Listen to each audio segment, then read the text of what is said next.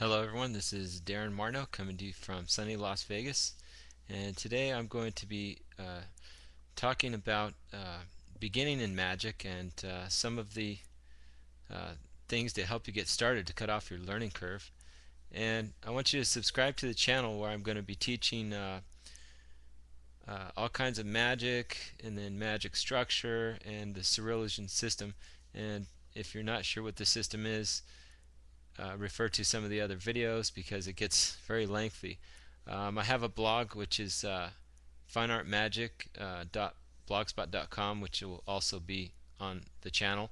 And I like to blog because you can get a lot of information in front of you, but I also like to vlog. So I'm going to be doing videos and blogging and also my website back and forth.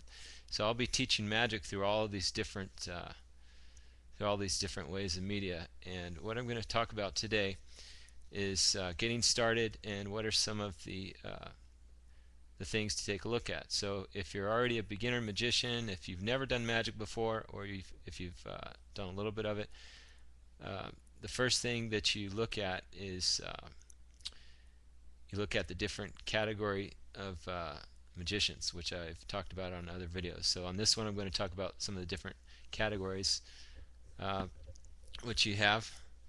So obviously you have close-up magic, you have card magic, there's coin and money magic, you have impromptu magic, there's parlor magic or platform magic, mentalism, you have manipulation, sleight of hand, you have stage magic, you have grand illusions, and then I have some good sources on my blog uh, which refer to different places like Wikipedia and several other things where they talk about a lot of other types of magic, like uh, some of the ones I'm talking about now. You've even got children's magic, you've got gospel magic, street magic, bizarre magic. I mean, the list just goes on and on and on. So uh, as you're watching a lot of videos online, you want to try and figure out what you're most excited about and what you're interested in, because there are so many different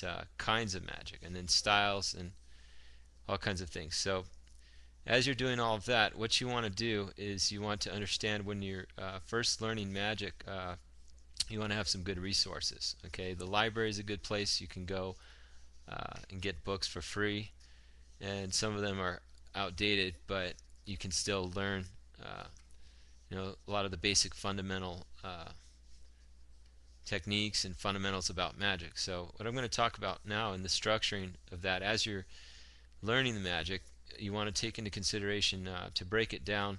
There's 7 primary plots of magic. Okay, you have production, okay, vanish, transformation, transposition, penetration, restoration, and then the science laws defied, like levitation, suspension, animation, and then biomagic, mentalism, and there's several subcategories. So why do I say all of that? Well, because when you're structuring your routine, you want to have a balance. You don't want to do like a torn and restored paper and then follow it with a cut and restored rope, because it's the same plot.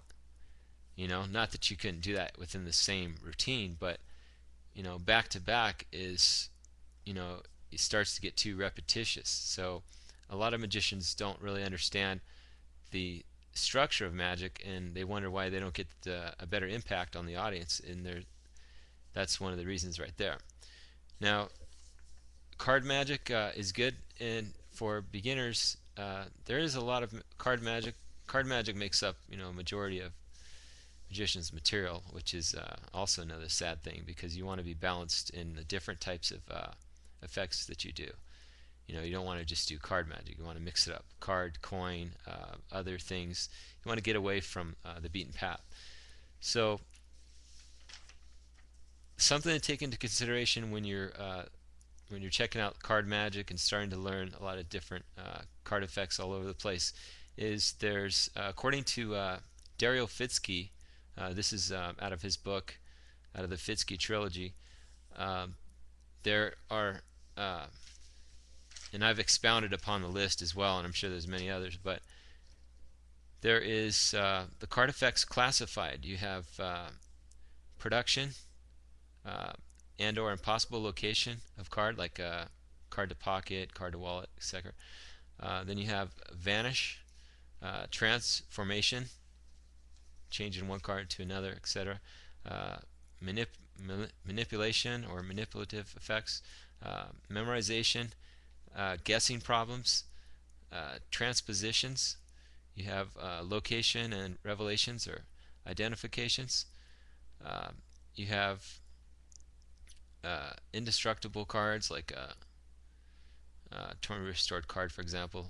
You have uh, mentalism, like divining thought of cards. You have suspensions, levitations, and animations. So as you can see, the 7 plots fall within those subcategories within the card magic. So a good place to start for card magic is go onto my website, where I teach an effect, one of the effects that several professionals I've seen use on there. And uh, just to expound on the list a little bit more, is Daryl Fitzke says in the Fitzke trilogy, he breaks it down into 19 basic effects. You have production, appearance, creation, multiplication. You have visible and or covered. You have gradual productions or appearances. You have vanishes, disappearance, transpositions, transformations.